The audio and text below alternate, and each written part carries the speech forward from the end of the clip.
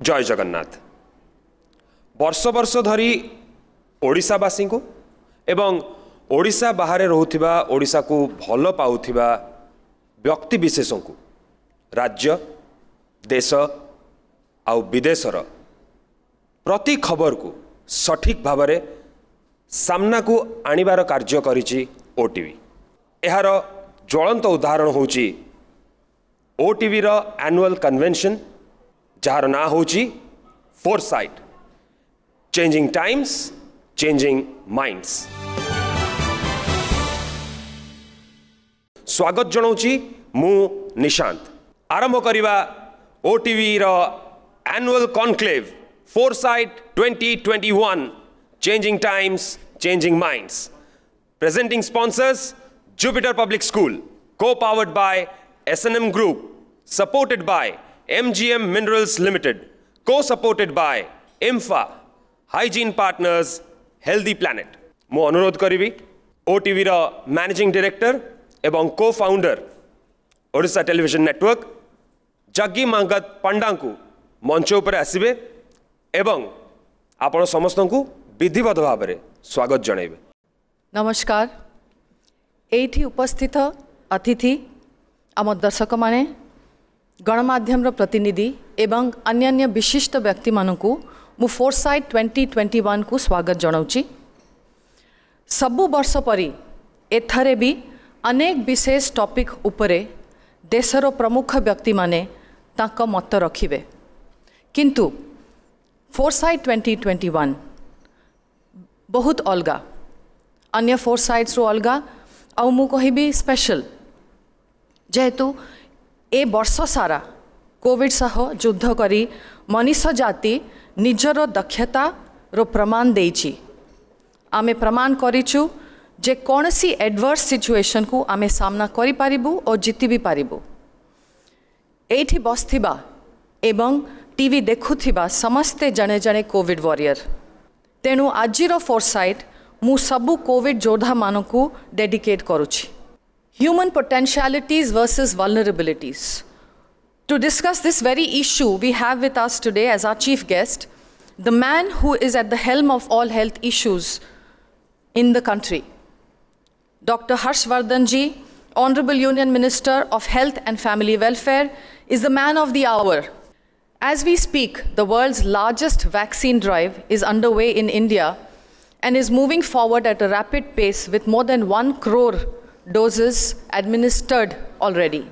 Ladies and gentlemen, although he is joining us through a video conference, he deserves a big applause.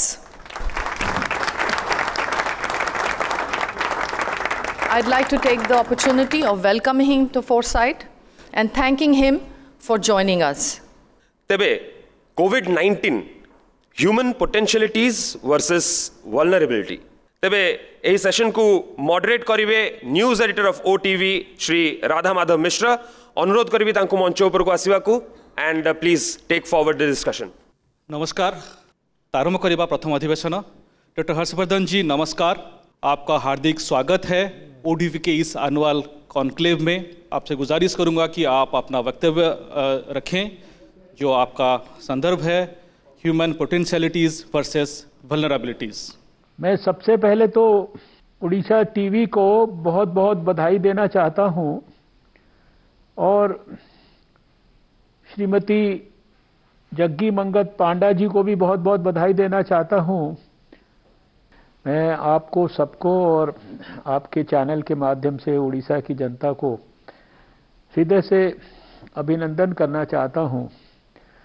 अभिनंदन इस बात के लिए भी करना चाहता हूं कि सारे देश में, सारे समाज ने, सारे हमारे जनता के प्रतिनिधियों ने, जनता ने, हमारी सरकारों ने, इनफैक्ट सभी लोगों ने मिलकर, जिसे कहते हैं कि पूरा एक देश एक परिवार के रूप में कोविड के खिलाफ जंग में हमारे प्रधानमंत्री नरेंद्र मोदी जी के नेतृत्व में जुट गया। और सब लोग जब जुटे तो उसका परिणाम यह हुआ कि आज जब कोविड के खिलाफ जंग को 1 साल 2 महीने के बाद हमारे देश ने अभूतपूर्व सफलता प्राप्त की है। इस जंग में बहुत सारे भारत में लोगों की भी मृत्यु हुई। हमारे बहुत सारे कोविड वॉरियर्स, उनको अपने प्राण गंवाने पड़े, जिन्होंने हमारे प्राणों की रक्षा के लिए पूरी तत्परता के साथ दिन रात मेहनत से काम किया। लेकिन दुनिया के बड़े से बड़े विकसित देश के मुकाबले भारत ने जो परफॉर्मेंस दिया है, वो उसकी सराहना सारे विश्व में हो रही है। विश्व स्वास्थ्य संगठन के हर फोरम पर हो रही है और इसका श्रेय मैं भारत की जनता को देना चाहता हूं, भारत के समाज को देना चाहता हूं। जो अभी आपने पोटेंशियल की बात की है, तो शायद भारत ने जो अपना जो इनहेरेंट वास्तविक पोटेंशियल है, जो जिसको कहते हैं भारत का जो डीएनए है, भारत का जो एंशंट हमारी ताकत है, वो हमने शायद इस चैलेंज को, इस एडवर्सिटी को अपॉर्चुनिटी में बदलकर हमने दिखाया। और उसका देखिए सबसे बड़ा उदाहरण ये है कि एक लेबोरेटरी थी, जब हमने टेस्टिंग किया, हर एक चैनल, शायद ये आपका चैनल भी यही सब कहता होगा, टेस्ट टेस्ट टेस्ट, हर चैनल पर ये बात होती थी। और फिर देखते ही देखते हमने सारे देश में जो हमारी डेडिकेटेड हेल्थ केयर फैसिलिटीज़ हैं, जो कि सिर्फ कोविड के लिए थी, यानी Covid dedicated hospitals, Covid dedicated health facility, Covid care centres, ये भी करीब 20 लाख, आज एग्जैक्ट नंबर अगर मैं गिनूं तो वो 19 और 20 लाख के बीच में बैठता है। और मैं स्वयं साइंस एंड टेक्नोलॉजी मिनिस्टर भी हूं, और हमने देखा कि सारे देश के साइंटिस्ट जो है वो काम के अंदर जुट गए। आई थिंक मैं तो कभी कभी कहता हूं कि 2020 जो है कोविड के लिए तो याद किया जाएगा, बट इसको ईयर ऑफ साइंस की तरह भी याद किया जाएगा, ईयर ऑफ साइंटिस्ट की तरह से भी याद किया जाएगा, ईयर ऑफ साइंटिफिक एकम्प्लिशमेंट्स की तरह भी याद किया जाएगा। एक डॉक्टर होने के नाते मैं जानता हूं कि वैक्सीन का डेवलपमेंट का प्रोसेस इतना लंबा है, इतना समय लेता है। कई ऐसी वैक्सीन्स के बारे में मैं जानता हूं जो मैं 25 साल पहले दिल्ली में स्वास्थ्य मंत्री होते हुए जिनके ऊपर रिसर्च होती थी, आज भी उन पर रिसर्च हो रही है, लेकिन वैक्सीन अभी तक हमारे पास उपलब्ध नहीं हुई है। दुनिया में रिसर्च हो रही है, नहीं कि खाली हमारे देश की मैं बात कर रहा हूं, लेकिन हमारे वैज्ञानिकों ने सबसे पहले वायरस को दुनिया में आइसोलेट किया। और आज जिस वैक्सीन के बारे में इतनी कंट्रोवर्सीज पिछले समय में क्रिएट की गई, वो आईसीएमआर के साथ मिलकर जो भारत बायोटेक ने बनाई, उसी शुरुआती दौर में जब आईसीएमआर ने वायरस को आइसोलेट किया, उसी समय से उसके हिसाब से वैक्सीन पर काम करना शुरू किया। शॉर्टेस्ट पॉसिबल टाइम में 1 साल से पहले, यानी कुछ ही महीनों के अंदर हमने देश के अंदर वैक्सीन बना दी।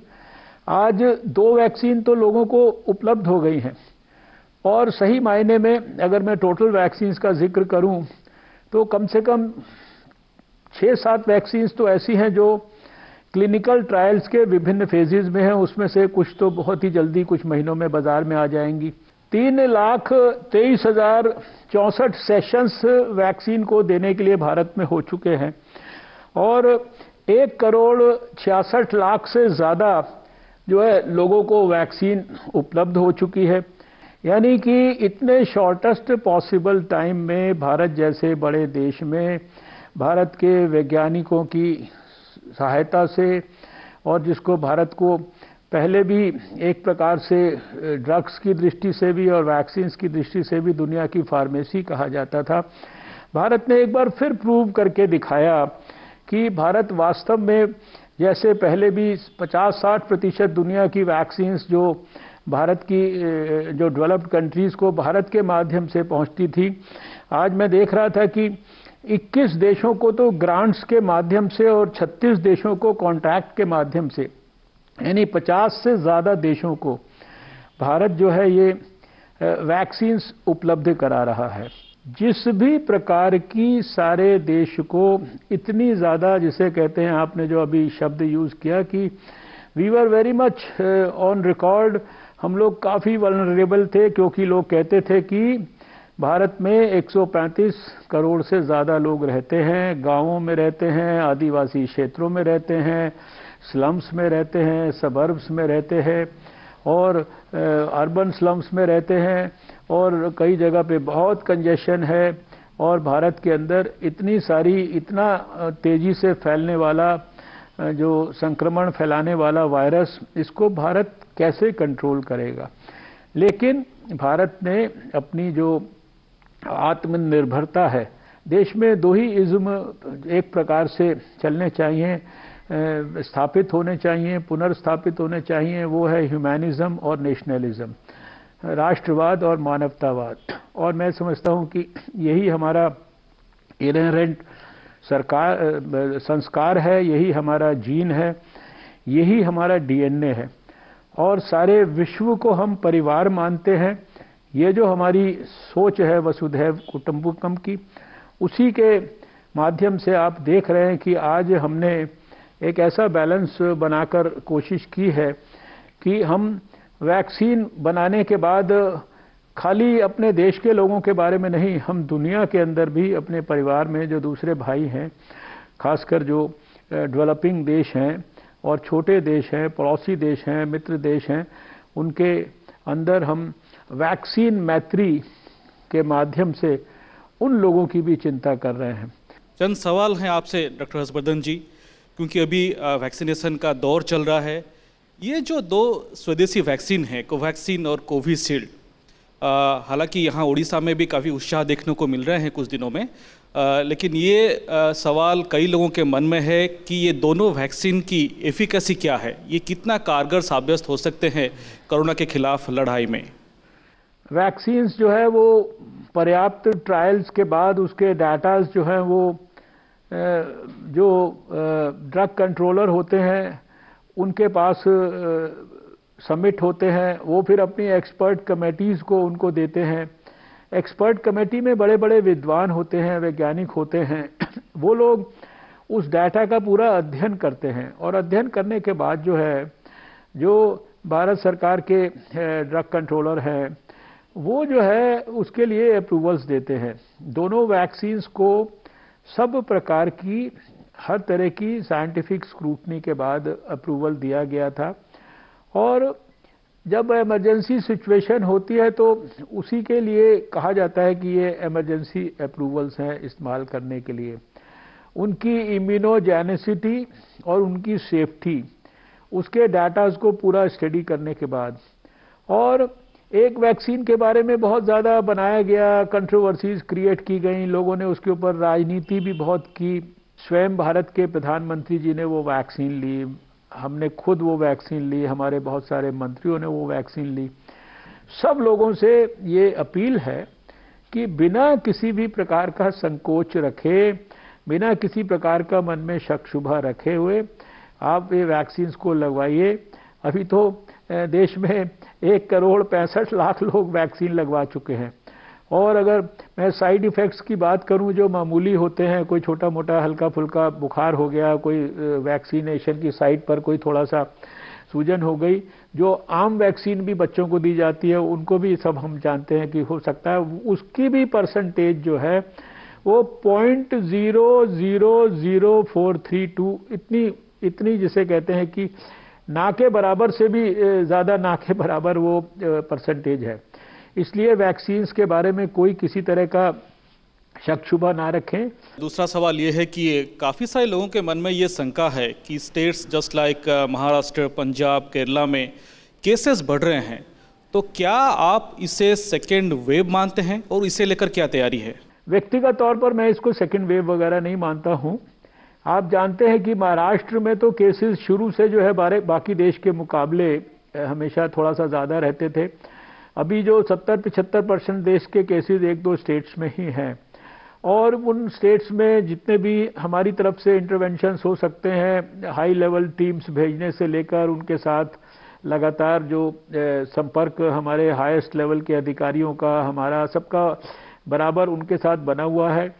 और वहाँ पर भी अभी वही जो हमारी साल भर स्ट्रैटेजी रही है वही सबसे ज़्यादा आवश्यक है तो ये जो एक दो स्टेट्स में ज़्यादा तेज़ी से केसेस बढ़े हैं, वो सब कंट्रोल होने की स्थिति में है। उसको कोई देश में दूसरी वेव आ गई है इस प्रकार से समझना मैं उचित नहीं समझता। लेकिन बार बार ये ज़रूर कहना चाहता हूँ कि हमें कोविड एप्रोप्रिएट बिहेवियर किसी कीमत पर नहीं छोड़ना है, ये हमारे लिए सबसे महत्वपूर्ण है। कोविड-19 के बाद भारत के हेल्थ सेक्टर को नेक्स्ट लेवल में ले जाने के लिए आपकी मंत्रालय की क्या प्लानिंग है और इसमें उड़ीसा के लोग क्या अपेक्षा रख सकते हैं? देखिए, उड़ीसा के लोगों के लिए भी और सारे देश के लोगों के लिए भी कोई अलग अलग स्ट्रैटेजी नहीं है। तो सारे देश की तरह आने वाले समय में जो इस बजट में जो नीचे तक डिस्ट्रिक्ट लेवल तक, ब्लॉक लेवल तक अनेक प्रकार की जो हेल्थ फैसिलिटीज़ को स्ट्रेंथन करने की जो योजना बनाई गई है, उसका जो पर्याप्त लाभ निश्चित रूप से उड़ीसा के लोगों को भी मिलेगा। और इसके साथ साथ जो हमारी साइंस की जो वहाँ पर लेबॉर्ट्रीज़ हैं कई प्रतिष्ठित, उसमें भी बहुत सारी जो भी कुछ स्ट्रेंथनिंग करने की चीज़ों की आवश्यकता है, वो सारे के सारी योजनाओं को भी उड़ीसा के लोग आने वाले वर्षों में देखेंगे कि उनको भी स्ट्रेंथन किया जाएगा। उड़ीसा को किसी भी प्रकार से पीछे नहीं रखा गया है। उड़ीसा को हर प्रकार का सपोर्ट भारत सरकार के द्वारा दिया गया है और आगे भी दिया जाएगा। आप हमारे लिए समय निकाले, इतना वक्त दिए, बहुत बहुत धन्यवाद। It's a great feeling to have Mr. Gautam Gambhir amidst us. Now, of course, this session will talk about his journey as a cricketer, then as a politician, and of course, what do we expect of Mr. Gautam Gambhir in the future? What can we see him doing? And to moderate this session, I'd like to request Digital Operating Officer, OTV Network, Litisha Mangat, to please come on stage. Please welcome Gautam Gambhir. Welcome to Odisha. Thank you so much. So, आपका sports से लेके politics का सफ़र कैसा रहा? And आपने कैसे decide किया कि आपको अब पॉलिटिक्स करना है? ऐसा क्या था जो आपको इंस्पायर किया पॉलिटिक्स को चुनने के लिए? देखिए, पहले तो मैं आपको बताऊंगा मेरा स्पोर्ट्स का सफ़र कैसा रहा। मेरा स्पोर्ट्स का सफ़र बहुत अप एंड डाउन्स का रहा जी। बहुत ज़्यादा क्रिटिसिज्म भी हुआ, लेकिन at the end of the day जब when I look back at things, मुझे लगता है कि when I was growing up तो मेरी एक ही ड्रीम थी to be part of the world cup winning team. और बहुत कम ऐसे खिलाड़ी हैं इस देश में जिनको ऐसा अवसर 2 बार मिला है कि वो 2 वर्ल्ड कप जीत सकें। देखिए, कंट्रीब्यूशन अलग बात है, कंट्रीब्यूशन तो आपका फ़र्ज़ है कंट्रीब्यूट करना, लेकिन जब आप किसी भी खिलाड़ी से पूछेंगे कि उसका असली मकसद क्या है तो वो वर्ल्ड कप जीतना था। और 2007 से पहले तक मैं एक भी वर्ल्ड कप नहीं खेला था। अंडर 14 वर्ल्ड कप मिस किया, अंडर 19 वर्ल्ड कप मिस किया, 2003 वर्ल्ड कप मिस किया, 2007 वर्ल्ड कप मिस किया। जब 2007 वर्ल्ड कप मिस किया तो मुझे एक टाइम पे लगा, जो मेरी चाइल्डहुड ड्रीम थी जब मैं क्रिकेट खेल रहा था कि मेरे को वर्ल्ड कप खेलना है, तो मुझे लगा वो कभी भी फुलफ़िल नहीं होगी। बट उसके बाद जब 2007 सेम ईयर में T20 वर्ल्ड कप में खेलने का मौका मिला, तो देन स्टार्ट किया ज़ीरो बना के। तो पहला वर्ल्ड कप किसी भी सॉर्ट का और पहला मैच पाकिस्तान के अगेंस्ट जिसमें ज़ीरो बनाया। Then I thought that this script it can't be like this, it cannot be like this because I waited for something like this for a very long time. तो ये नहीं हो सकता कि यहाँ पर ये स्क्रिप्ट यहाँ ख़त्म हो जाए। Then I obviously we became the world champions inaugural T20 World Cup. उसके बाद then 2011 as well. But बहुत ups and downs थे, बहुत ऐसा किसी भी क्रिकेटर के साथ नहीं होता कि जर्नी एक ही तरीके की जाए। बट वहाँ से जब आपने पॉलिटिक्स की बात करी, पॉलिटिक्स का मैं आपको बताऊँगा, मेरे घर में शायद मेरे फादर को लेके और कोई भी खुश नहीं था कि मैं पॉलिटिक्स ज्वाइन करूं, because I was always away from home, never lived with my parents a lot. Because मैं जब स्कूल में था तो मैं रणजी ट्रॉफी खेला, उसके बाद मैं NCA चला गया, 2 साल 6 महीने वहाँ रहा। तो and then obviously my wife obviously was not very happy because she wanted, I had a young family as well, so she thought कि I should stay at home, concentrate or probably help my dad in his business, commentary and all that stuff. But मैंने हमेशा एक चीज़ सोची है कि मैं कभी भी social media sensation बनना नहीं चाहता था, नेवर। कि मैं ये नहीं चाहता था कि मैं हर मुद्दे पे ट्वीट करूं और फिर अगले मुद्दे के बारे में सोचूं कि जब अगला मुद्दा आएगा देश का, फिर उसके बारे में ट्वीट करूं अपने AC काउच पे बैठ के। अगर आपको ज़िंदगी में कोई चीज़ चेंज करनी चाहते हैं अगर आप, तो आपको अपने कंफर्ट जोन से बाहर आना ही पड़ता है। तो वो एक डिसीजन था. When I spoke to my dad and he said you should, people like you should get into politics. लेकिन अगर आज 2 साल होने वाले हैं मई में, अगर आप मुझसे आज पूछेंगे, देयर हैज़ बीन डेज कि जब मुझे लगता है कि शायद ये ठीक निर्णय लिया मैंने या नहीं लिया. पर जब आप किसी की मदद करते हैं, जब आप एक्चुअली किसी की ज़िंदगी को टच करते हैं, तो वो बहुत सेटिस्फैक्ट्री चीज़ है, बहुत सेटिस्फैक्शन मिलती है उससे. लेकिन कई बार ऐसे भी दिन आते हैं जब आपको लगता है कि is it actually worth it. तो अगर आप ओवरऑल मुझसे पूछेंगे अभी 2 साल के पॉलिटिकल करियर में, तो आपसे अप्स एंड डाउन्स रहे हैं, कई बार फ्रस्ट्रेटिंग भी रहे, कई बार बहुत ज़्यादा सेटिस्फैक्ट्री भी रहे, क्योंकि यही एक ऐसी फील्ड है जहाँ पर आप एक्चुअली रियलिटी को देख सकते हैं, ज़मीन पे उतर के लोगों की ज़िंदगी को बदल सकते हैं. तो that was the only reason why I actually got into politics. मैंने अक्सर ये सुना है आपके बारे में कि आप एक बहुत simple, sweet and kind person हैं, राइट. एंड इनफैक्ट मैंने एक इंटरव्यू में भी पढ़ा जो आपकी वाइफ ने दिया था कि ये एक क्वालिटी है जिसके लिए उनको आपसे प्यार हो गया.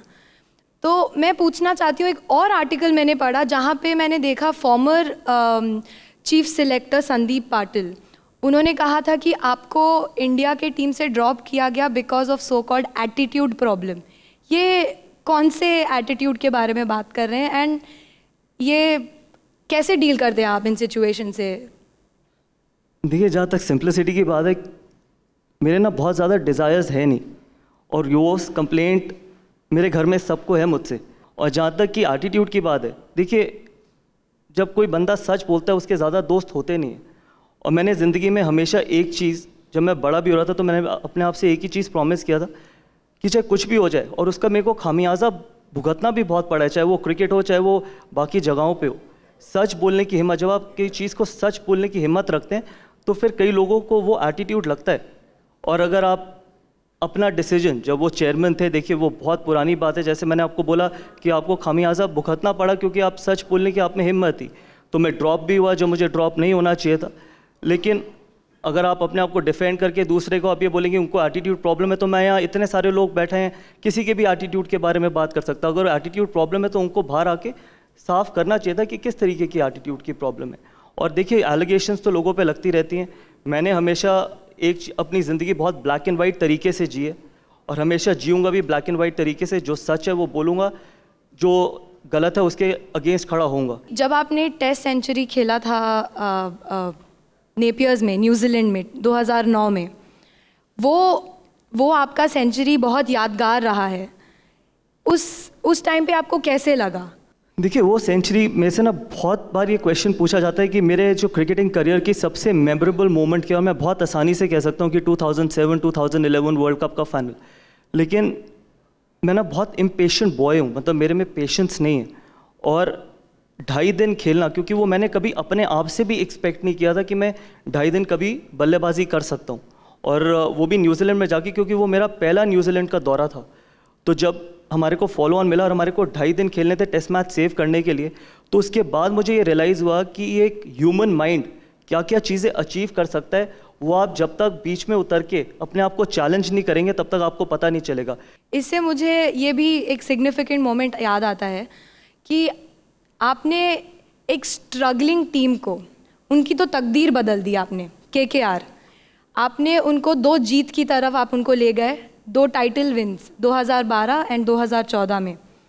ऐसा क्या उस टीम में नहीं हुआ था जो आपके कैप्टनसी के अंडर हुआ, जो वो टीम जीत की तरफ गई, वो भी एक बार नहीं 2 बार? देखिए, पहली बात तो ये है कि कैप्टन सिर्फ उतना ही अच्छा है जितना अच्छी उसकी टीम है. अकेला कैप्टन कुछ नहीं कर सकता ऑनेस्टली. लेकिन मैं जब KKR में गया था, जब पहली बार मैं 2011 में KKR के लिए पिक हुआ, जो मैंने कभी एक्सपेक्ट नहीं किया था कि KKR मुझे पिक करेगी, क्योंकि मैं हमेशा पहले 3 साल दिल्ली के लिए खेला. इनफैक्ट मेरे दोस्त ने मुझसे पूछा जब ऑक्शन थी, मैं साउथ अफ्रीका में था, कि क्या लगता है तुझे, तो मुझे लगा कि KKR छोड़ के सब मेरे लिए बिड करेंगे. और जब KKR ने मेरे लिए बिड किया तो वो पैसे का प्रेशर भी बहुत ज़्यादा था, टू बी ऑनेस्ट, क्योंकि उस टाइम पर मैं हाईएस्ट पेड क्रिकेटर बन गया था IPL का. तो जब मेरी शाहरुख खान से फर्स्ट टाइम बात हुई फ़ोन पे, जब मैं पिक हुआ, तो उन्होंने डिसाइड किया कि मैं कैप्टनसी करूंगा. तो मैंने सिर्फ उनको एक चीज़ बोली थी कि चाहे मैं इस फ्रेंचाइज में 1 साल रहूं, 2 साल रहूं, 3 साल रहूं, 10 साल रहूं, जब मैं ये फ्रेंचाइज छोड़ के जाऊंगा तो इसको बेहतर पोजीशन में छोड़ के जाऊंगा. और उधर से भी उतने ही अच्छा रिस्पॉन्स आया कि ये आपकी टीम है, आप इसको बनाना चाहते हैं बनाएं, तोड़ना चाहते हैं तोड़े. तो जब मैं पहले दिन कैलकाटा लैंड हुआ तो मैंने एक चीज़ बोली थी टीम को कि कोई भी लीडरशिप सिर्फ 3 पिलर्स पे खड़ी होती है, ऑनेस्टी, अकाउंटेबिलिटी एंड ट्रांसपेरेंसी। अगर ये 3 पिलर हैं आपकी लीडरशिप में तो वो कोई भी चीज़ उसको ख़राब नहीं कर सकती, हिला नहीं सकती। देखिए, सक्सेस जब होता है तो सबको बहुत अच्छा लगता है कि क्रेडिट लेना, लेकिन एक असली लीडर की जो पहचान है कि जब आपके पास जब क्रिटिसिज्म हो रहा हो तो आप पीछे मत खड़े होइए, आप आगे जाके उसको फेस करिए। कैप्टन और लीडर में बहुत फ़र्क है। कैप्टनसी आप सिर्फ 3 घंटे करते हैं मैदान में, लीडर आप 24 घंटे बन सकते हैं। तो अगर आप लीडर बनेंगे तो कप्तानी बहुत ईजी हो जाती है, लेकिन अगर आप सिर्फ अपने आप को एज अ कैप्टन देखेंगे तो फिर आप कभी भी लीडर नहीं बन पाएंगे। आपका एक ट्वीट था जब आप कैंपेनिंग कर रहे थे, आपने कुछ फ़ोटोज़ डाली थी और मैं ट्वीट पढ़ना चाहूँगी। उस ट्वीट में लिखा था, विज्ञापन पर करोड़ों खर्चने से आपका चेहरा चमक सकता है मुख्यमंत्री जी, लोगों की तकदीर नहीं। ये बहुत पावरफुल स्टेटमेंट है। जब आपने मुझसे पहला सवाल किया था ना कि मैंने पॉलिटिक्स क्यों ज्वाइन करी, तो मैंने आपको तीसरा आंसर देना भूल गया कि मैं उसको अब आपको इलाबरेट करता हूँ। जब अरविंद केजरीवाल जी पॉलिटिक्स में आए थे ना, तो मैं उस टाइम पे क्रिकेट खेल रहा था और मेरे घर में जब ये डिबेट हुई थी कि चलो एक ऐसा व्यक्ति आ रहा है जो नॉन पॉलिटिकल है, जो दिल्ली को बेहतर कर सकेगा, जिसने ऐसे वायदे किए हैं जिसके लिए दिल्ली बेहतर हो पाएगी कि हम 100 स्कूल, 100 नए कॉलेजेस, 100 नए हॉस्पिटल्स, 100 कम्युनिटी किचन्स खोलेंगे। मेरी इनफैक्ट मदर ने मुझे बोला कि आई विल वोट फॉर आम आदमी पार्टी। ठीक है, सबसे ख़राब चीज़ राजनीति में है कि अगर आप झूठे वायदे करके और लोगों के इमोशन से खेल के सत्ता हासिल करते हैं, और शायद दिल्ली में एक ऐसे व्यक्ति की ज़रूरत है, वो कोई भी हो और वो कैसा भी हो, जिसको कुर्सी से प्यार ना हो, क्योंकि ये कुर्सी किसी का बर्थ राइट नहीं है। जिस दिन आपको कुर्सी से प्यार हो गया उस दिन आप कॉम्प्रोमाइज़ करना शुरू कर देंगे। जिस दिन आपके पास ये एबिलिटी हो कि मैं ये कुर्सी जब चाहूँ छोड़ सकता हूँ, I can let go of this, वो व्यक्ति दिल्ली का भला कर सकेगा। शायद मुख्यमंत्री जी जब आए थे और उन्होंने दिल्ली को लंदन, पेरिस, न्यूयॉर्क बनाने की कोशिश करी थी, जब मैंने अपना कैंपेन किया था तो मैंने एक ही चीज़ बोली थी, हम दिल्ली को लंदन, पेरिस और न्यूयॉर्क नहीं बनाएंगे, हम दिल्ली को सिर्फ दिल्ली बनाएंगे जहाँ दिल्ली में लोग खुशी से रह सके, साफ़ पानी पी सके और साफ हवा में सांस ले सके, और जहाँ पर बच्चे जाके खेल सके आराम से। तो इसका जवाब तो अरविंद केजरीवाल जी को देना पड़ेगा। और जब मुझे भी लगा एज ए डेलीआइट, मुझे खुद लगा कि I have been betrayed, I have actually been betrayed of the promises he is made, उसके बाद then I realise that someone needs to confront him.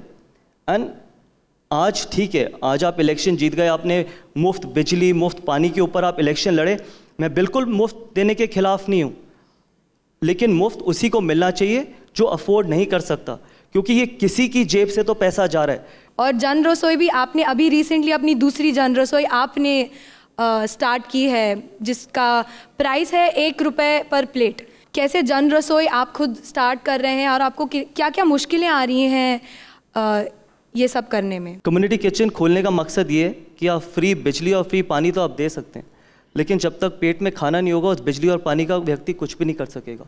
और कम्युनिटी किचन जो हमने खोली, वहाँ पर खाना हम उस तरीके का देते हैं जहाँ पर आपको एक इज्जत के साथ खाना दिया जाए, और उस तरीके का खाना दिया जाए जहाँ पर वो खाना मैं खुद खा सकूँ। और ऐसा नहीं है कि मैं रैंडमली जाके 3 या 4 बार वहाँ पर खाना खा के आया हूँ, जिससे ये ना हो कि मेरे को पता चलता रहे कि किस क्वालिटी का खाना मिल रहा है। और 1 रुपये इसलिए क्योंकि जब आप 1 रुपये डाल के जन रसोई के अंदर आते हैं तो आप एक अपने आप को एक अच्छा फील करके आते हैं, आपको ये नहीं लगता कि आपको कोई भी चीज़ मुफ्त में मिल रही है। Can we have a big round of applause for the amazing leader Gautam Gambhir. Now, may I please request Mrs. Jaggi Mangat Panda to come on stage and present a memento to our guest, Mr. Gautam Gambhir.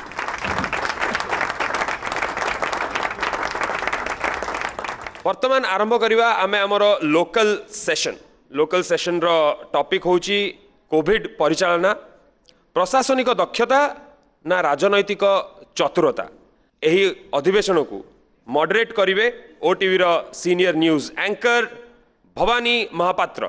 यही अधिवेशन को सफल कराइबा पई आम सहित जो speaker माने उपस्थित अछंती, leader of opposition mister Pradipta Nayak, working president Pradesh Congress committee mister Pradeep Majhi, senior CPI leader mister Ramakrishna Panda and former bureaucrat mister Arvind Behera.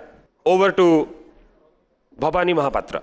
आमर जो विषय वस्तु आज आम रखीचु आलोचना करने ता हूँ जे कोविड परिचालन में प्रशासनिक दक्षता आम देखिले अधिक ना प्रकृत में राजनीतिक चतुरता को देखिले कोट ना कोटी मो मन में आसूला जो मुझे टीवी एंकरिंग करुली कोविड समय स्वास्थ्यगत महामारी समय राजनेता माने टिके पिक्चर रु गायब हो जाते कौन कारण से बाबद में मत रखिए किंतु ता पूर्व प्रशासनिक दक्षता और अभिज्ञता रखुवा श्रीयुक्त अरविंद बेहरा को आग्रह प्रकाश करी से मत रखिए प्रथमे जे कोविड परिचालन में जो क्षेत्र में आम आज मुकाबला करुचे से आपड़ केते संतुष्ट आपण अनुभूति अभिज्ञता कौन कहला प्रशासनिक दक्षता को मु भावुची दुईटी प्रकार ताको वर्णना कर जाई पारे गोटे होची जे आमे आमे ऑप्टिमिस्टिक हवा ना पेसिमिस्टिक हवा मु जतबेले हमर प्रशासनिक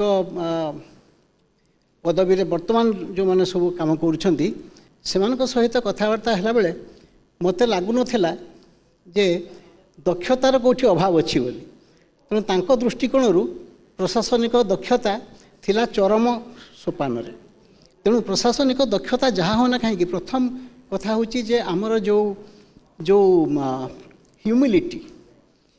ह्यूमिलिटी दरकार जे आमे जेते दक्ष होना कहीं सबु बेले आम निज दक्षता को आमको निजको प्रश्न करने को पड़ो जदि आम प्रश्न न करिबा एवं जदि आमे भाबिबा जे आमर दक्षता एते बेसी जे आमे एते भल परिचालना करूचु जे आमे होचु भारतवर्ष एक नंबर आमे भारतवर्ष होची पृथ्वी रे एक नंबर मु ए सब थरे मोटे विश्वास करे नाही भारतवर्ष केबे कोविड परिचालन रे एक नंबर नुहे एशियन कंट्रीज मान मध्य एक नंबर नुहे भारतवर्ष ठारू श्रीलंका नेपाल बांग्लादेश एमाने भल परिचालना करिसेंती कोविड को अवश्य भारतवर्ष रो लोक संख्या बहुत बेसी भारतवर्षर चैलेंज बहुत बेसी जो सर्वेलेंस आवश्यकता थिला ओडिशार जो शासक वर्ग जहाँ कहतु ना कहीं से सतर्कता आम पाखे नथिला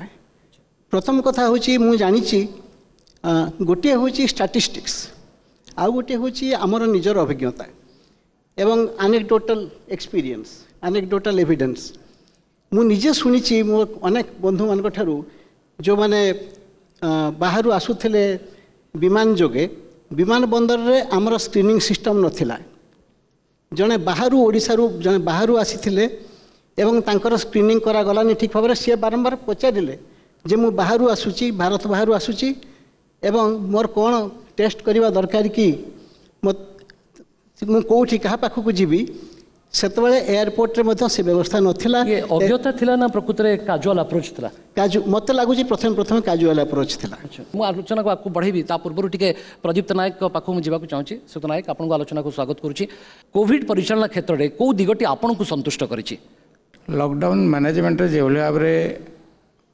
अशोभनीय असुविधार परिस्थिति सब लोकों को सामना को आसला सबू मैनेजमेंट को देखिए क्वारंटाइन सेंटर मैनेजमेंट रे जो भाव में कथा सब पदा को आसला जो मैंने बाहर आसले जो भाव असुविधार आसले जो मैंने रहिले खाइबार असुविधा है ये सब घटना को देखले अनुभव करा जाए मु जहाँ मोर भाषा जदि सफलता को कारण जदि को विषयटा होती पांचटा जदि सेग्रीगेट करा विभाग टाक लॉकडाउन छाड़ीदेले अलग कौन विषय सफल है अनुभव करूना एकमात्र पदक्षेप थिला सरकार एकमात्र पदक्षेप जो सरकार ये सरकार विशेष बहादुरी नहीं अच्छा लोके हठात मरीजा भय जो रहा एवं पुलिस प्रशासन गोटे दी जगार अटक रहा कठोर नीति अवलंबन करने कथाटे जो भाव लोक लुचार आरंभ कले जे आमे भी जाइकी कहीं पदारे अपदस्थ होगा आम जो मैंने भी प्रवासी ओडिशा बाहर रोचंती सरकार व्यवस्था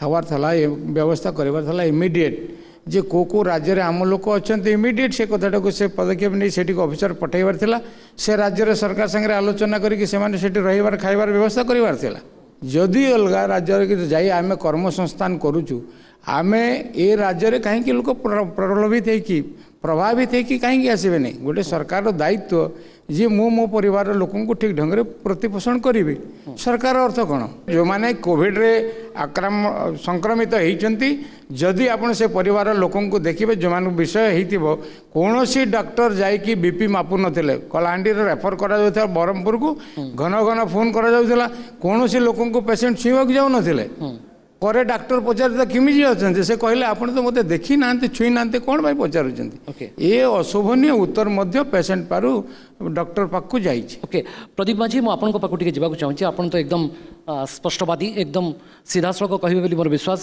गोटे भल दिग कहतु कोविड परिचालन जहाँ आपन को संतुष्ट ओडिशा सरकार मैनेजमेंट कहतु कि मिसमैनेजमेंट कहतु गोटे दिगरे तो धन्यवाद दे आसे जे यही परिस्थिति मध्य 1/4 डॉक्टर थी कि पारामेडिकल स्टाफ्स आमर नहांती आईसीयू वेंटिलेटर न थी सुधा बहुत कम थी सुधा मृत्यु संख्या बहुत कम है 2000 रु कम ये तो धन्यवाद देवा अन्य दिगरे कोविड समय ब्यूरोक्रेसी उपरे ऑफिसर मानक उपरे जो मात्राधिक निर्भरशीलता ये समस्त को चकित करथिला एवं विशेषकर पॉलिटिकल पार्टी जो लीडर्स मान अच्छा विशेषकर शासन जो मान अच्छा विजु जनता दल लीडर्स मान अच्छा सांसद एमपी मिनिस्टर माने गोटे टाइप रो देखागला से माने पॉलिटिकली आइसोलेशन हो गले पॉलिटिकली क्वारंटाइन को पड़ेले से माने तांको स्वतः प्रवृत्त भाव से लॉकडाउन भीतर को पड़ेले से माने चाहूले लोकों किसी करने कारण जिते गोटे महामारी आसे गोटे महाविपत्ति आसे तो गोटे फिलिंग आसला से समय से गोटे अघोषित जरूरीकालीन व्यवस्था आम स्वास्थ्य जरूरीकालीन व्यवस्था कहते अघोषित एमरजेंसी आड़ को आम पलैचे क्या किए गुहारी कर जदि आपणकर कलेक्टर सब कलेक्टर एडीएम और सीडीएम नंबर जदि आप पाखे ना एवं आप सीधा सड़क सहित कथा ही पारना ताहले आप क्या गुहारी करेंगे एवं कौटू आप हेल्प पाइबे किए आपको साहाय्य करिवो कारण एमएलए एमपी समस्त लॉकडाउन होकर से पाखे आपंकर क्वेश्चन से उत्तर नाला। अच्छा ये बाध्यबाधकता थिला ना मात्राधिक व्यवस्थापिका उपरे निर्भरशीलता ना अत्यधिक निर्भरशीलता जोटा कि लोकों को भितर गोटे अस्वस्तिकर परिस्थिति सृष्टि है एवं जनप्रतिनिधि माने सीधा सड़क उत्तरदायी लोकंकर तो सेमान आंसरेबल से अकाउंटेबिलिटी अच्छी कौन करने पड़ो किंतु सरकार समस्त जिनस गड़े देकी एपरी भाव में परिचालना करे जहाँकि गोटे किसी भल भी थिला किंतु तार 10 गुण खराब मध्य थिला। ओके रामकृष्ण पंडा आम सहित अच्छा जे प्रकृति में कौ दिगटी आपन को संतुष्ट करमती तो माड़माड़ अभियोग आज आपन पाखे भी थी जहाँ को लेकिन आप असंतोष आज झाड़ी देवे मुझे जानी कि पूर्व कौ गोटे कंस्ट्रक्टिव समालोचना आज आप करेंगे जहाँफल कि कोविड परिचालना को लेकिन रामकृष्ण पंडा टे संतुष्ट थे दुईटा कथा हूँ गोटे हूँ स्वास्थ्यर जो संकट या आ गोटे हूँ कोविड समय रे जो देश रे जो इकोनॉमिक क्राइसिस है जो नुआ संकट को उत्पन्न कला ये उभय को आमको देखापी पड़ो आमे देखिलु अचानक कौन से प्रस्तुति बिना कहीं जानिबा पूर्वर देश में लॉकडाउन घोषणा करागला आम देशर प्रधानमंत्री एभली अचानक निष्पत्ति नियंती आम डिमोनिटाइजेशन बेले देखिलु ये समय देखिलु एवं तार परिणति आम देखिलु जे भारत वर्षर स्वाधीनतार परे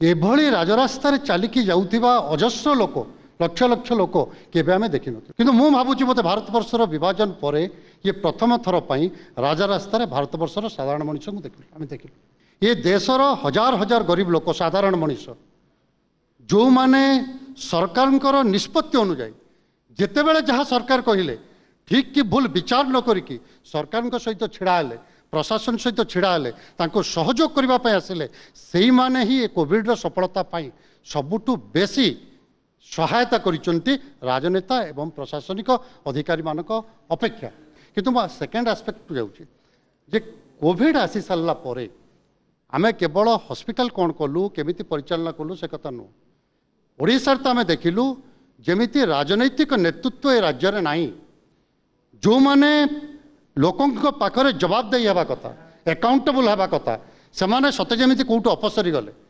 किछि ऑफिसर को आगर रखा गला भल पई से दायी रहिले मंद पई से दायी रहिले जो मानको आमे लोक प्रतिनिधि करके पठैतिलु से गंजाम जिल्ला रे होंतु सी अन्य को जिले में हूँ आम देखा पाइलुनि जिते संकट आसिक पहुँचला। आर दिग कौन जे केते लोक समान चाकरी हर गोटे रिपोर्ट कौची पाखापाखि 50 कोटी लोक समान जीविका हरैले 12.5 कोटी लोक जो मैंने चाकरी थे चाकरी हरैले केते लोक मरीगले पार्लियामेंट भितर आम कहीपरिलुनि विधानसभा भितर विरोधी दल नेता ये अच्छा जदि से पचारे राज्य सरकार कहीपरें जे केते लोक थे आमर पाखापाखि 20 लक्ष लोक ये आसिले आम सरकार दायित्व थिला जे से लोकों एटी लाइवलीहुड को एनश्योर करवा समान जीविका देवा कौन एमती असुविधा थिला। तेणु राजनीतिक नेता मान पाखे जदि ये क्षमता दि जाता एक संकट मु भावुची राज्य सरकार हूँ केंद्र सरकार हूँ समान गोटे राजनैतिक उत्तरदायित्व अच्छी एवं से राजनैतिक उत्तरदायित्व होची ए कोविड समय आम देखिलु जे आम स्वास्थ्य क्षेत्र में केते अवहेलार शिकार श्रीयुक्त अरविंद बेहरा जो कथा 3 जन राजनेता कहले हुए तो से अभियोग आणले किंतु कोर्ट ना कोटी 3 जन को शुणा पर बोध हुए आपको लगुव जे कोर्ट ना कोटी जे आम टे मात्राधिक माने भरोसा रखीचे प्रशासनिक व्यवस्था उपर से बोध हुए प्रशासनिक दक्षता अपेक्षा माने राजनीतिक दक्षता कमीगला कि देखो कोविड परिचालना को 2-3 भाग में विभक्त कर गोटे हूँ कोविड पर आमर प्रस्तुति तापर हूँ जे आमर जो हेल्थ सिस्टम जो क्यूरेटिव हेल्थ सिस्टम यदि कोविड जन आक्रांत है आम कोभली भाव में आम तार चिकित्सा व्यवस्था कर तृतीय है आम लोकों सागर कम्युनिकेट केमती करूँ लोकों सहित कम्युनिकेट केमती करूँ चतुर्थ कथा है आम कम्युनिटी को केते पार्टिसिपेट कर कम्युनिटी में केते इनवल्व कर देखो जो आमर जो प्रिपेरेसन थिला कोविड पाई से लॉकडाउन को बहुत बहुत बेसी गुरुत्व दि जाऊँगी मो मत भारत भली देश में लॉकडाउन उपर एत गुरुत्व देवा उचित नाला परटा हूँ जो आइसोलेशन टेस्टिंग आइसोलेशन क्वारंटाइनिंग इत्यादि सब से देखागला एत बेसी सफल नाला माने गोटे ट्रम्पेलिज्म आम जहाँ करूँ ठीक करूँ ये गोटे जो ये गोटे आटीट्यूड मु भावुची प्रशासनिक दक्षता भल नुहे आम जो प्रशासन कहूँ मु प्रशासन माने मु बुझुची मंत्री विधायक ऑफिसर समस्ते मिसिकी आपन जो प्रशासक कहते आप ब्यूरोक्रेसी को अलग कर दौरान मु किंतु ब्यूरोक्रेसी एवं मिनिस्टेरियल रेस्पॉन्सिबिलिटी ये दुटा को सेपरेटली देखुना। श्रीयुत प्रदीप्त नायक एमती एक स्थिति कहीं उपजिला ना जहाँफल कि आपण मान से भरोसा से विश्वास रखागला ना आम कहीं गैप नथिलु परिस्थिति घोषणा हला परे न जीवा कथा आमे भी न जीवा कथा आमे पदा को गले 10 जन लोक स्वतः प्रभुत्व पदा को बाहरी गोटे साधारण लोकर भरोसा केमती आसीबो से तो प्रशासनिक व्यवस्था सहित एते जड़ित नुहे से जानी प्रदीप्त नायक को प्रदीप माझी को रामकृष्ण पंडा को मु भोट देछि मु तांको ठारू मो सी मो पई उत्तरदायी घटना घटी किंतु जहाँ जेतेबेले समस्या हला परे जेतेबेले लोक संक्रमित हेले फोन कहा को आसेला आम पाख आसेला तो आमे गोटे स्प्रेडर कोविड स्प्रेडर न हो ये भय भी आम रहा पड़ा। अच्छा किंतु ए क्षेत्र में प्रदीप माझी मुझे आसवाक चाहूँगी कोविड परिचालन में दुर्नीतिर गंध आसला पीपी किना ठारू मास्क किना पर्यंत और बुला कुकुर को खाद्य देवार अनियमितता सामना को आसला कौ बाउंस तो आम जीवन में भी देखिनु जे एते बाउंस एते स्ट्रंग बाउंस बाड़ बंधा जाऊला जे तादरे लक्षाधिक टंकार खर्च आसला और आरटीआई तथ्य जो मगागला से मना करागला जे नाई भाई पैंडेमिक एक्ट लगी आम बाबद तथ्य देवु ना इवन इफ लोकों को कथा कहबारे भी डर लगिला ऑडियो वायरल हो जाऊला वीडियो वायरल हो जाऊला लोकों को डर भी लगुला विश्वजीत और लक्ष्मीकांत उदाहरण तो आपंकर भी मन थी ता सत्वे जो भली प्रेशर माउंट करने कथा विरोधी ता बोधवे है ना सीटा मुझे कहती अघोषित जरूरीकालीन व्यवस्था ओडिशा रे प्रकृत रे लागिथिला मो अन्य स्टेट कथा कहि परिबि नाही किंतु ओडिशा रे प्रकृत रे लागिथिला एवं जो कोविड परिचालना करा जाय ओडिशा रे ये गोटे कला ऐतिहासिक रही जीवो आगामी दिन पर एभली केबे हे नथिला। श्रीयुत रामकृष्ण पंडा सब गोटे विपर्य गोटे सुजोग तैयारी करिथाय आपन को लागिला कि जे ये विपर्य गोटे प्रकृत रे पुणी थरे एक संकट तैयारी कर दैछि एवं कोरोना सहित तो युद्ध हमर सरी नाही कोविड जो संकट को राज्य सरकार एवं केंद्र सरकार उभय सेमानकर राजनैतिक स्वार्थ सिद्धि पर व्यवहार कर आपण देखिए आड़ एंटी पीपुल मेजर्स नहीं श्रमिक मान विरुद्ध में कला कृषि आईन अणाई जितेबाला लोक लॉकडाउन भितर सटडाउन भितर अच्छा ये अनेक कथा घटी जो कथा प्रथम ये पचारुले किसी लोक जो मैंने सामाजिक कर्मी जो मैंने विरुद्ध में किसी कहवा आरंभ कले भिन्न मत पोषण कर अधिकार उपर आक्रमण होती ना विभिन्न मिथ्या मकदमा रुजु कर देशद्रोही अपराध से जेल भितर रखाई। तेणु कोविड संकट को से राजनीतिक स्वार्थ सिद्धि व्यवहार कर। रामकृष्ण पंडा अशेष अशेष धन्यवाद। तेरे वर्तमान समय हो जाइए जो सेशन को आपण समस्ते अपेक्षा करी रही से सेशन को आरंभ करिवार। तेबे आम सहित आम अतिथि उपस्थित हो सारी flawless actor, fearless activist and firebrand individual. A big round of applause for the flamboyant Swara Bhaskar. Topic है big shift of content consumption from big screen to small screen during COVID-19 and what's the future of that. जो session moderate करेंगे our very own Mr. Buddhaditya Mahanti. Welcome on the dais. नमस्कार स्वरा जी। नमस्कार ma'am, एक बड़े पुराना dialogue है हाथ की सफाई फिल्म से, जिस कॉलेज में तुम पढ़ते हो वहाँ के हेडमास्टर हम रह चुके हैं। वो हम बोल नहीं सकते आपको, लेकिन जिस कॉलेज में आप पढ़ती थी वैसे कॉलेज के बाहर हम जैसे लड़के घुमा करते थे। And that is Miranda house. English literature from Miranda house, sociology from JNU। आपकी माता जी ईरा जी सिनेमा स्टडीज़ पढ़ाती थी JNU में। ऐसा कब आपको एहसास हुआ कि आपको एक अभिनेत्री मेन स्ट्रीम फिल्म में बॉम्बे में हीरोइन बनना है?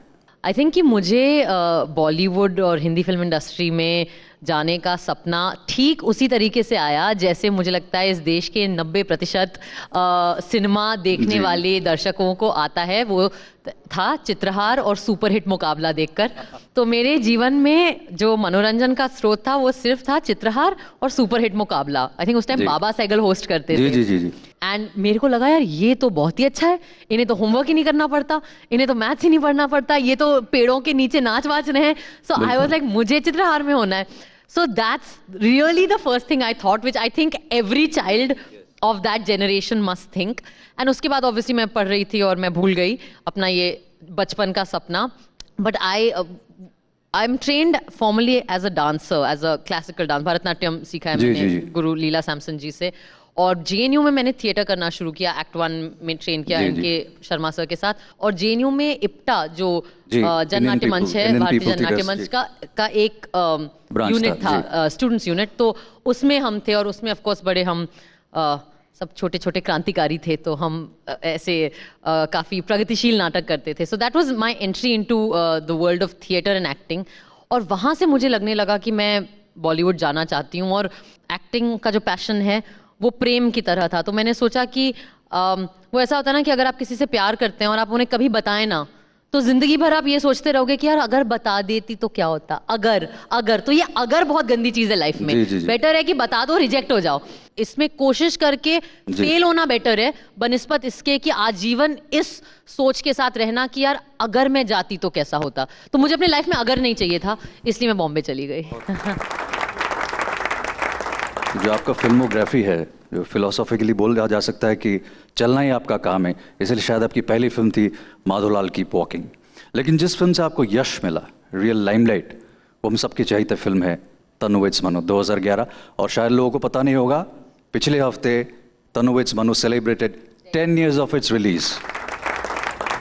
कहीं ना कहीं एक स्मॉल टाउन लड़की, poster girl of small town, लेकिन पारंपरिक, पारिवारिक और कहीं ना कहीं रेबेलियस, जो दोस्त के साथ सिगरेट भी पीती है, उसके स्तंभ भी बनती है, जैसे आपने कहा वन साइडेड लव भी है, खुल्लस बोलती है धनुष को। ये काइंड ऑफ सिनेमा उस वक्त कहीं ना कहीं आइडेंटिफाई हो सकता था, Swara Bhaskar kind of cinema. You became a poster girl of such cinema which wrecked in मुल्ला, गॉट क्रिटिकल एक्लेम और आपको माशाल्लाह फिल्म फेयर नॉमिनेशन भी मिला। तो ये सब कुछ कॉन्शियसली हुआ था या this film landed on your lap ऐसे ही? देखिए, गोद में तो मुझे नहीं लगता कि हमारे जैसे लोगों के लिए कुछ भी गिरता है। बिल्कुल। आपको भी पता होगा।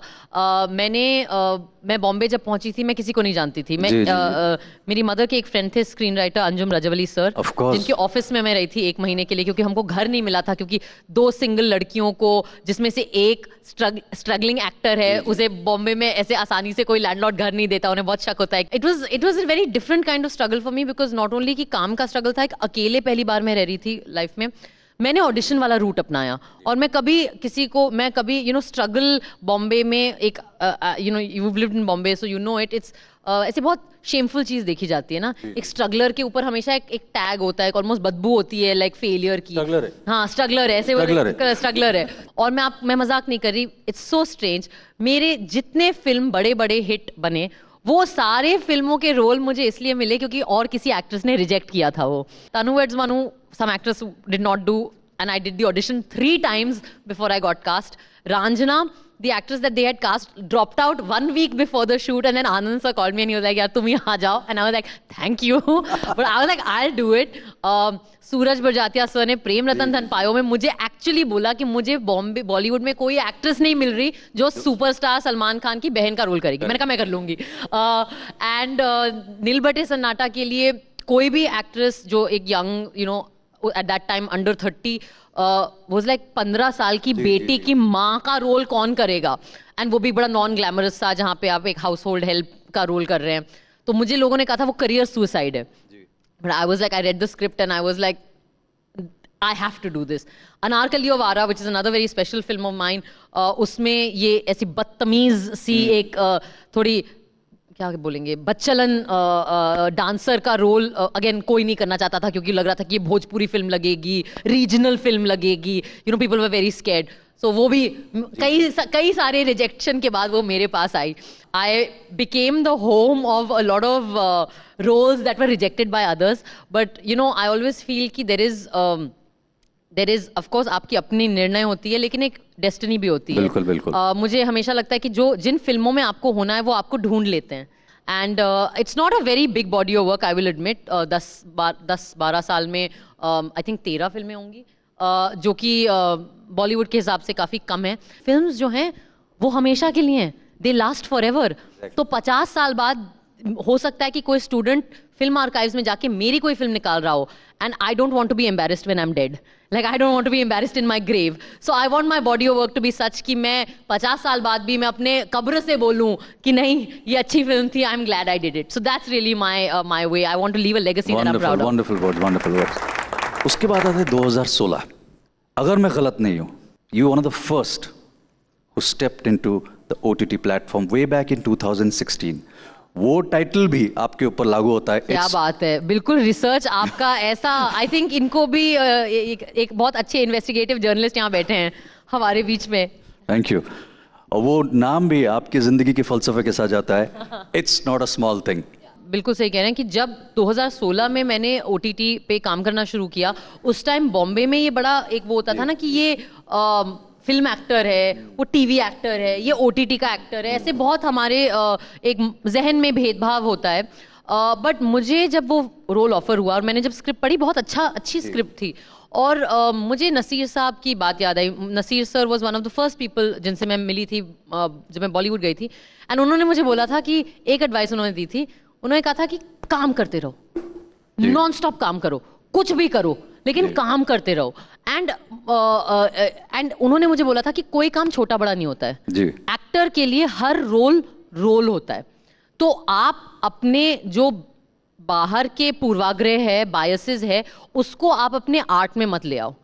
आपका काम है, आपको जो रोल अच्छा, जो आपको समझ में आती है, स्क्रिप्ट जो अच्छी लगती है, उसको आप पूर्ण शिद्दत से करें। वो एक्टर का काम है, वो उसकी श्रद्धा है अपने कला के प्रति।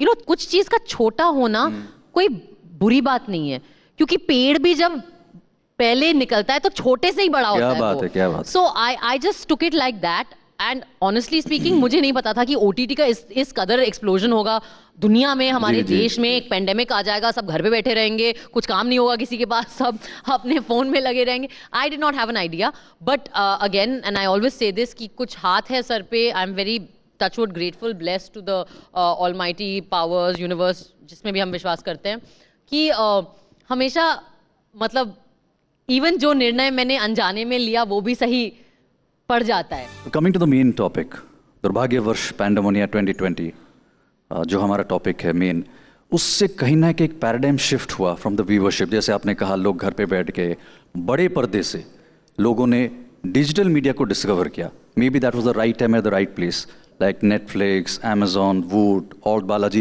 even Tarang Plus. It's one of the top 20 digital platforms in Odisha, in India. And they also do a lot of out of the box and काफ़ी आर्टिस्ट भी यहाँ मौजूद है जिन्होंने काम किया है।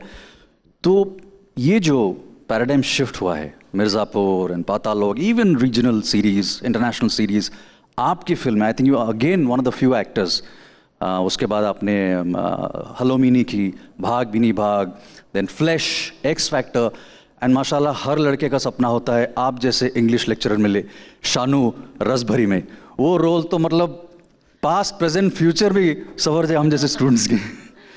तो ये पैराडाइम शिफ्ट जो हुआ है, do you think it's temporary कि कोरोना के खौफ से है या इकोनॉमिक क्राइसिस हुआ है, या आपको क्या लगता है एक परमानेंट फिक्सचर है?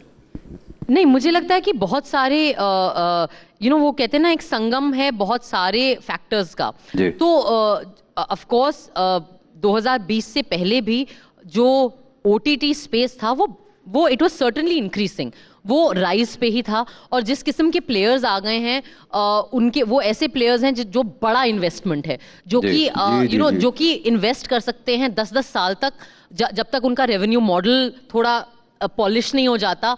दे have the capacity, the staying power to keep investing and let that space grow, जो कि एक नेटफ्लिक्स का मॉडल रहा है, जो एक अमेजोन का मॉडल रहा है। बट आई थिंक डेफिनेटली जो आप कह रहे हैं कि जो पेंडेमिक रहा और कोविड लॉकडाउन की वजह से जिस तरीके से हम सब घर में बंद हो गए मजबूरन, मुझे लगता है कि वो कभी कभी एक होता है ना, एक्सीडेंट ऑफ हिस्ट्री कहते हैं। वाह। तो I think that really helped the OTT space, because now suddenly you had an added incentive and you had a physical constraint which is driving people to the phone. And I think if you ask me कि ये जो change है ये reverse नहीं होगा। Reverse नहीं होगा। देखिए टेक्नोलॉजी जो है उसकी एक फितरत होती है कि वो बढ़ती जाती है और वो जगह ढूंढ लेती है। तो जैसे कि फॉर एग्जांपल पानी होता है, आप पानी को छोड़ दीजिए, पानी अपने आप जगह ढूंढ के पहुंच जाता है। Technology is like that. So I think that ना, अब चूंकि वो हमारे रूटीन का हिस्सा बन गया है, वो रिवर्स नहीं होगा। And this is of course something that let's see what kind of an effect, इसका क्या असर पड़ता है थिएटर्स पे। बिल्कुल, बिकॉज आई थिंक वो एक बहुत बड़ा कंसर्न रहा है, क्योंकि अब तक फिल्मों का जो रिश्ता था ऑडियंस के साथ, उसमें जो थिएटर था वो एक बहुत बड़ी चीज थी, which was also something that was very closely linked to our socialising, है ना। कि मम्मी परेशान हो गई घर में, या चाची जी को लगा कि आज खाना नहीं बनाना है तो आज हम फिल्म देखेंगे, बाहर ले चलो और खाना खिलाओ हमको। तो एक पूरा एक सोशल एक्सपीरियंस भी है। या आप किसी से मिले हो, पहले डेट के लिए जाना है, कहाँ जाएं, ये पिक्चर लगी है, अच्छी जगह है, प्राइवेट भी है, फिल्म भी देख लेते थे वो लोग। फिल्म भी देख लेते हैं। सो आई थिंक दैट ये जो वक्त है ये एक्चुअली बहुत गहरे चेंज का वक्त है, एज फार एज हमारे व्यूइंग पैटर्न्स गो, एज फार एज हमारे एट अ सोसाइटी के लेवल पे जो हमारे व्यूइंग पैटर्न्स हैं, और जो जिस तरीके से आई थिंक एक पब्लिक कल्चर बन रहा है। अब वो कहते हैं ना, Netflix and chill, it's like a thing, it's like हमारे ग्रामर में आ गया, हमारी व्याकरण में आ गया है कि Netflix and chill. I think कि हमें ये देखना पड़ेगा कि उसका असर क्या क्या पड़ेगा हमारे सोशल लाइफ पे, हमारे पब्लिक कल्चर पे। मैं वो उसी पे बात पे आने वाला था। क्या आपको लगता है फुटफॉल्स इफेक्ट होंगी? बिकॉज अल्टीमेट एक उत्सव होता था family outing, to go out and see cinema, जो आपने भी देखी होगी, हम भी उस दौर से गुजरे हैं, जो कहीं ना कहीं आज की जनरेशन थोड़ा मिस आउट कर रही है। हालांकि है, मल्टीप्लेक्सेस हैं, single theatres are closing down. तो आपको लगता है कि फुटफॉल्स इफेक्ट होंगे in the near future? Footfalls effect हुए हैं, ऑलरेडी हो गया है। वो सिनेमाज वापस खुल गए हैं, लेकिन उस तरीके का फुटफॉल नहीं है। खास करके हिंदी फिल्म सिनेमा में तो उतना नहीं है, फिर भी साउथ में आप देख रहे हैं कि कुछ बड़ी फिल्में हिट हो रही हैं। पर मुझे लगता है कि जैसा कि आप कह रहे हैं कि थिएटर सिर्फ एक व्यूइंग एक्सपीरियंस नहीं है, वो एक सामाजिक एक्सपीरियंस है। बिल्कुल। तो मुझे लगता है कि चाची जी अभी भी बोर होंगी खाना पका के, और उन्हें बाहर जाने का मन करेगा। तो वो तंग करेंगी चाचा को कि ले जाओ मुझे कहीं, बच्चों को ले जाओ, एक फैमिली आउटिंग होनी चाहिए। मुझे लगता है यंग पीपल को अभी भी डेट मारने के लिए कोई जगह चाहिए होगी तो वो जाना चाहेंगे। स्टूडेंट्स जो है उन्हें कॉलेज बंक करने के लिए कोई जगह चाहिए होगी तो वो जाएंगे। तो जो इंसानी फितरत जो है वो हमें वापस आई होप ले जाएगी धीरे धीरे सिनेमास तक। बट आई थिंक एक बड़ी क्राइसिस जो हमारे देश में है वो ये है कि हमारे पास एक्चुअली इनफ थिएटर्स है नहीं। 50,000 से ऊपर थिएटर होने चाहिए। लेकिन एक्चुअली हमारे पास सारे लैंग्वेजेस मिला के 11,000 थिएटर्स हैं, जिसमें से I think the figure is under 9,000 are operational. Correct. Which is for all languages. You know the thing is फिल्मों के साथ ना एक बार फिल्म शुरू हो जाती है, पैसा तो लग गया है आपका जी। तो आपको वो पैसा कैसे भी तो रिकवर करना है जी। तो जैसा कि हमने जो लॉकडाउन में क्या हुआ वो हमने देखा कि जब लॉकडाउन हो गया तो producers don't have a choice, so what they did was very clear thing, they just took that film and they sold it to the platform जो उनका कॉस्ट रिकवर कर सकता था at a reasonable deal, and that's how suddenly you saw कि पहले OTT पे वो फिल्में रिलीज होती थी जो थिएटर में नहीं रिलीज होती थी जी। आज, और मैं मजाक नहीं कर रही, हिंदी फिल्म इंडस्ट्री में क्या हो रहा है, थिएटर में वो फिल्में आ रही है जो ओटीटी पे रिलीज नहीं हो पा रही है, जिनको ओटीटी पिकअप नहीं कर रहा है, so it's like a total shift. So I think that is the kind of negotiation which is also a financial negotiation. It is an economic negotiation, and it is quite frankly for the producers a business decision. जी जी जी. So I think that फिल्में जो हैं वो बहुत मूल रूप से it's an art form which is mired in economics, you know. वो एक ऐसी कला है जो जकड़ा हुआ है एकदम अर्थव्यवस्था में, because वो इतना एक्सपेंसिव है बनाना. So I think that the change will have to come when the economic incentive is there. जहां economic incentive होगा वहीं पे आप देखेंगे प्रोड्यूसर वही निर्णय लेंगे. थोड़ा सा एक डिबेटेबल प्रश्न पूछूंगा, काफी लोग मानते भी हैं नहीं भी मानते हैं. जो बोल्ड कंटेंट है डिजिटल मीडिया में, too much of violence, sensuality, कत्ल, गालियां, आपको लगता है ये ज़रूरी है? क्योंकि बहुत से ऐसे फिल्में, चाहे वो शोले हो, चाहे सत्या हो, बैंडिट क्वीन हो, बहुत वायलेंस है. अगर कहानी और परफॉर्मेंस में दम है तो यहाँ छूती है. तो आपको लगता है कि कहीं ना कहीं क्रिएटिव फ्रीडम है और ये ज़रूरी है, एक नेसेसरी इविल है ये boldness and violence in OTT, खास करके गैंगस्टर? ये में of course I saw Rasbhari, I didn't find anything, it was beautiful, बहुत इंस्पायरिंग थी आपकी फिल्म. देखिए, मेरा मानना है कि कला में ज़रूरी सिर्फ इतना होता है, दो चीज़ें.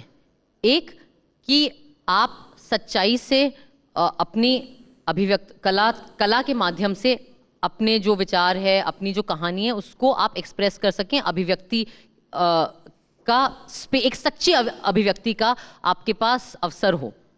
दूसरी जो मुझे लगता है कला के लिए ज़रूरी चीज़ है वो ये है कि एक माहौल में इतनी आज़ादी हो कि आप बिना डरे, बिना अपने आप को सेंसर किए उस सच्ची कहानी को बोल सके. राइट. दैट आई थिंक कि कोई भी आर्ट के लिए ये दो चीजें इंपॉर्टेंट है, honesty to your story and the freedom to be honest in the first place. Right. Now देखिए, गाली और सेक्स और बोल्ड सीन और लड़ाई झगड़ा, खून खराबा, ये जरूरी तब है अगर आपकी कहानी को उसकी जरूरत है. तो आप, जैसे कि मैंने एक फिल्म करी अनारकली ऑफ आरा, जिसमें कहानी थी एक नाच वाली की जो एक्चुअली, और आई एम सॉरी मैं ऐसे शब्द इस्तेमाल करी हूँ, एक बच्चलन औरत है. वो उसके साथ स्टेज पे एक बार एक किसी शो में छेड़खानी हो जाती है, जो टाउन के यूनिवर्सिटी का वाइस चांसलर उसे छेड़ देता है स्टेज पे. और कहानी ये है कि फिर वो कैसे जस्टिस लाती है. इसमें कंसेंट का भी इशू है, पावर का भी इशू है, जेंडर इक्वालिटी का भी इशू है, सारे इशू है. अब आप मुझे ये बताइए कि जब तक मैं उस औरत की बच्चलनी नहीं दिखाऊंगी, मैं ये कैसे दिखा सकती हूं कि वो वाइस चांसलर उसे छेड़ना चाह रहा था. Now I am just saying कि यहां पे वो थोड़ा बोल्ड होना कहानी की जरूरत है. कई बार ऐसा भी होता है कि थोड़ा ऐसे आईबॉल्स के लिए हम जबरदस्ती की चीजें ठूस देते कि एक आइटम नंबर घुसा दिया आपने, कोई ऐसा सेक्स सीन डाल दिया आपने. वो एक, एक्चुअली स्पीकिंग, वो एक डिसऑनेस्ट हरकत है. आई थिंक दैट वो कहते हैं ना कि यार, इस देश में अगर आप जो 18 साल के होते हैं, आप शराब पी सकते हैं, आप गाड़ी चला सकते हैं, आप वोट कर सकते हैं, आप शादी कर सकते हैं, तो क्या आप ओटीटी पे थोड़ा बोल्ड कंटेंट नहीं देख सकते? I mean. तो अब आगे बढ़ते हुए मैं रिक्वेस्ट करूंगा जगी मंगत पंडा जी का कि वो मंच पर आए and present a memento to. Thank you so much. Sorry, I just want to say thank you so much आपके इतने वेल रिसर्च सवालों के लिए. Thank you so much. Real pleasure. Thank you आपके पेशेंस के लिए, इतने लंबे जवाब सुनने के लिए.